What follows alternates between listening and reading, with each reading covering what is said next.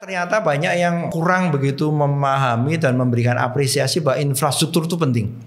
Terbukti Indonesia saat ini pun kalau kita lihat infrastruktur jaringannya relatif di ranking bawah. Konteks ini sebenarnya telemedicine tidak melulu adalah hubungannya dokter dengan pasien memberikan pelayanan kesehatan, bisa juga untuk pembelajaran. Nah, kenapa telemedicine menjadi sangat penting waktu itu ini? Kalau dalam hal tertentu kadang kita tidak harus bertemu dengan fisik kepada dokter juga ya, kita bisa pada sistem. Ya baik, jadi tadi Mas Isnan menanyakan tentang praktisi IT, saya di bidang apa. Jadi saya menekuninya setelah tadi di kuliah waktu zamannya di Jepang maupun di Australia, saya banyak menekuni di sistem operasi, kemudian tentang berhubungan dengan kontrol sistem, tadi belajar neural network, fuzzy dan segala macam hal. Nah menariknya pada waktu saya terjun ke bidang praktisi IT, oh ya saya jadi ingat pertama kali saya belajar tentang entrepreneur, tentang bidang usaha di bidang IT itu malah justru waktu saya kerja di Serpong dulu. Jadi di Serpong dulu kebetulan kami berdua waktu itu belum punya anak, saya dan istri. Saya kerja di Puspitek Serpong di Badan Tenaga Kerja Nasional, kemudian istri kerja di Puskesmas di Tiga Raksa.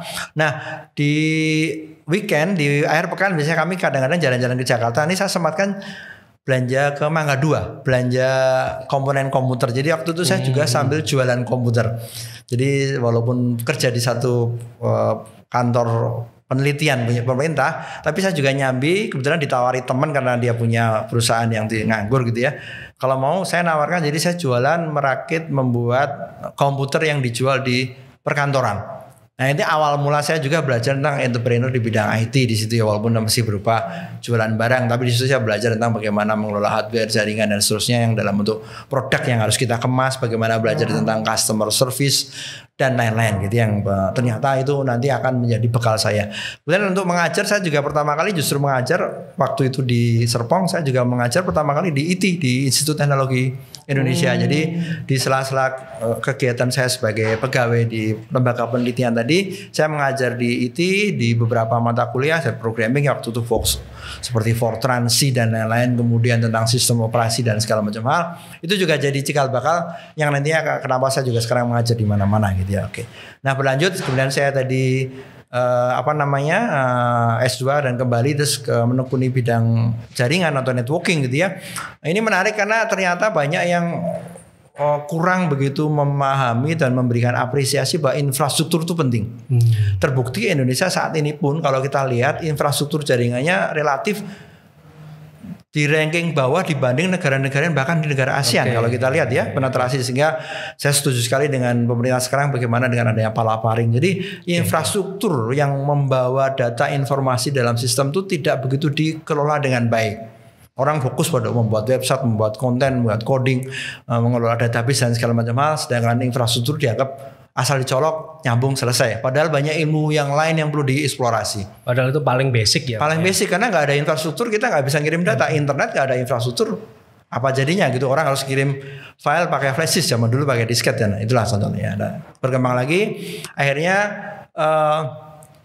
apa yang saya pelajari dalam infrastruktur ini juga nanti akan mendasari nanti di cerita berikut tentang bagaimana saya akan memilih topik yang berhubungan dengan pelayanan kesehatan jarak jauh dan lain-lain. Oke. Nah, jadi kita bisa lihat di situ pemahaman tentang IT dan seterusnya dalam karir saya itu akhirnya bukan hanya bidang tadi tentang jaringan, juga karena saya mengelola perusahaan, kemudian saya juga mengajar di waktu itu saya ngajar di MMUGM, saya mulai belajar juga tentang IT management.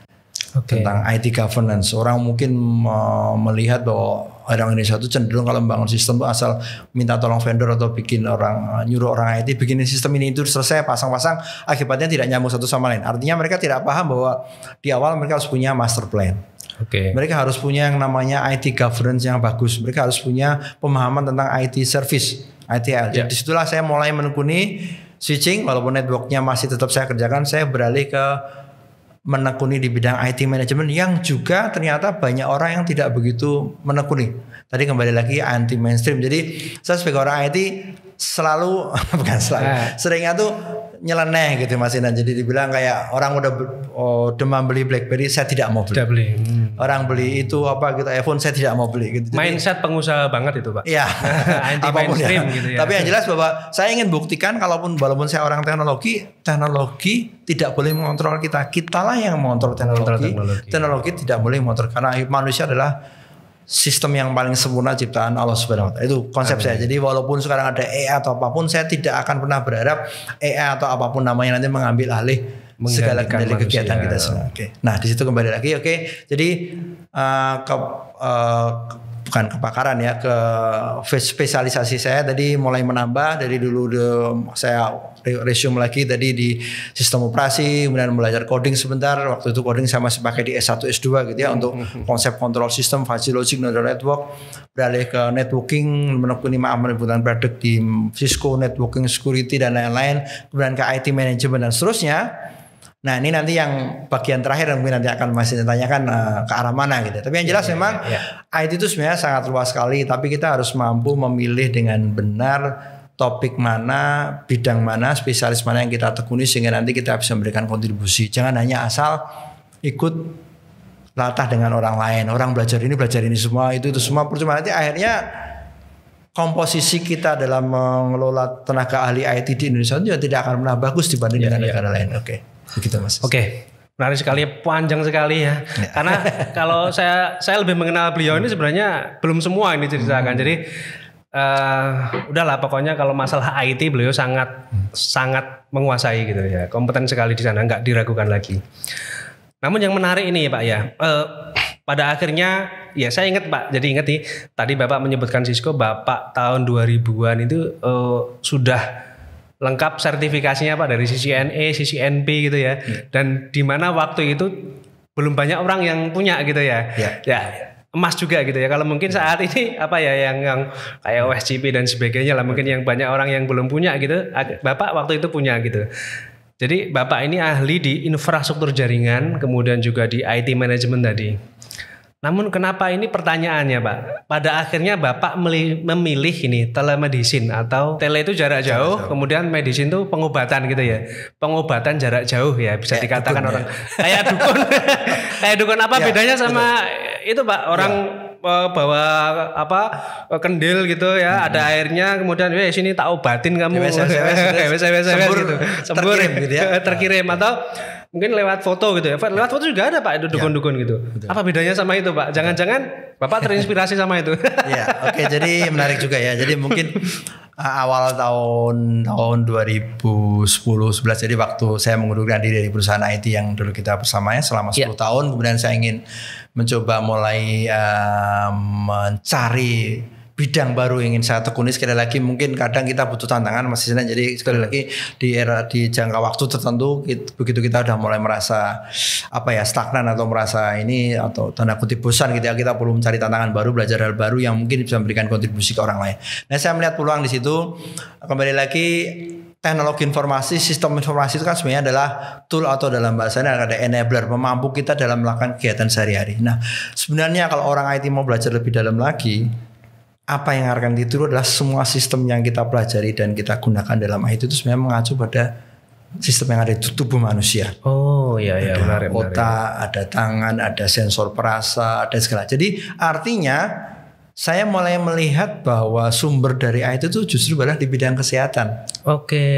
Nah, karena sebenarnya tubuh manusia itu adalah super komputer yang sangat canggih yang semoga tidak bisa ditiru oleh teknologi gitu ya kan. Di balik itu jadi saya melihat bahwa kalau ada orang sakit kemudian nanti harus disembuhkan dengan cara apa. Kebetulan istri saya dokter, mertua dokter, anak saya sekarang kuliah di fakultas kedokteran. Saya melihat jadi ilmu saya di bidang IT itu juga nanti akan sangat menarik dan mungkin juga memberikan kontribusi lebih besar lagi. Di awal memang di bidang IT saya lebih banyak juga di pendidikan. Saya juga dulu memilih pada waktu kita mengelola perusahaan itu bukan hanya sebagai praktisi IT, tapi kita juga sangat concern terhadap edukasi ya. Masih ingat ya Mas, kita sering seminar ke luar daerah, keluar Jawa, mengedukasi masyarakat di luar Jawa tentang apa itu teknologi informasi. Jadi artinya saya tidak, itu juga alasan kenapa saya pindah ke Jogja. Saya tidak mau kerja di Jakarta di perusahaan besar menjadi seorang ahli IT dengan gaji gini-gini. Tapi mohon maaf mungkin kontribusinya di perusahaan itu saja. Saya lebih baik di Jogja sebagai praktisi IT, juga sebagai pendidik ngajar di kampus. Tapi juga saya punya kesempatan keliling Indonesia untuk menyebarkan edukasi tentang teknologi informasi. Karena Indonesia kan negaranya luas, penduduknya banyak dan lain-lain. Dan butuh orang-orang seperti kita untuk keliling ke situ. Nah, setelah saya puas di situ, akhirnya saya juga menemukan kesehatan juga butuh bidang IT. Kebetulan tahun 2005 Tadi selain saya ngajar di Magister Manajemen UGM, saya diminta untuk mengajar di MMR, Magister Manajemen Rumah Sakit, dan program S2 SIMKES, Sistem Informasi Manajemen Kesehatan. Di sana saya tertarik, oh ini harusnya teknologi informasi harus lebih dioptimalkan dalam membantu pelayanan kesehatan.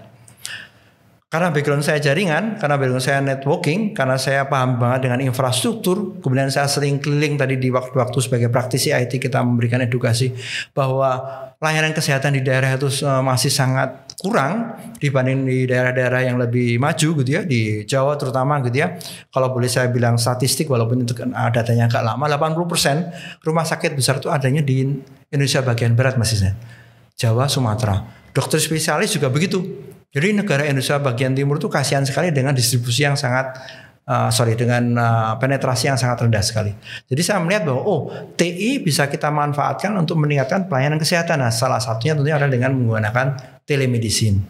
Nah, nanti mungkin akan saya cerita lebih sedikit detail lagi arti atau pemahaman apa itu telemedicine, karena sebenarnya juga kalau sekedar menggunakan TI untuk memberikan pelayanan kesehatan dari dulu sudah ada. Artinya orang zaman dulu ya pakai radio 2 meteran di gunung-gunung, sering kita tahu bahwa puskesmas yang terpencil mereka akan konsultasi dengan rumah sakit daerah pakai radio 2 meter gitu ya, break-breakan itu ya. Kemudian berkembang SMS, tukar-tukaran info itu juga sampai sekarang masih dipakai di daerah-daerah terpencil atau kadang-kadang di negara-negara seperti Afrika, India yang daerah ini.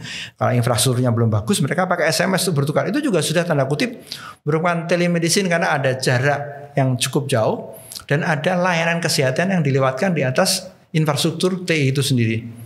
Nah, disitulah saya tertarik sekali dan melihat Indonesia harus kita kembangkan. Di tahun saya memilih topik itu mungkin sangat tidak populer karena orang akan lebih senang pada hal-hal yang sifatnya mungkin ke aplikasi yang lebih ke penerapan di klinis, di sistem informasi rumah sakit, atau berhubungan dengan mungkin data analitik atau apa. Sekali lagi, kembali lagi, sifat saya adalah anti mainstream dan juga mungkin sesuai dengan bidang keahlian saya sebelumnya di infrastruktur. Saya perlu memahami, ingin lebih, ahlinya juga belum banyak, mempelajari infrastrukturnya kepake, tapi juga meningkatkan layanan kesehatan sehingga tercurah saya ingin memilih telemedicine. Seperti saat ini situasi yang bisa dikatakan ini bikin shocking seluruh dunia. Ya semua orang akhirnya pada di rumah. Otomatis orang ini ya takut ke rumah sakit gitu. Jangan-jangan ini Bapak ini ada hubungannya dengan para globalis yang bisa ini memprediksi ini. Nah, kenapa telemedicine menjadi sangat penting waktu itu ini perlu saya utarakan juga di sini. Nah, setelah adanya pandemik, kalau dalam hal tertentu kadang kita tidak harus bertemu dengan fisik kepada dokter juga ya, kita bisa pada sistem. Regulasi ini penting karena bagaimana juga nanti kalau nggak dilindungi siapapun bisa ngaku jadi dokter. Indonesia kadang-kadang, maaf kalau sekali lagi ceroboh dalam masih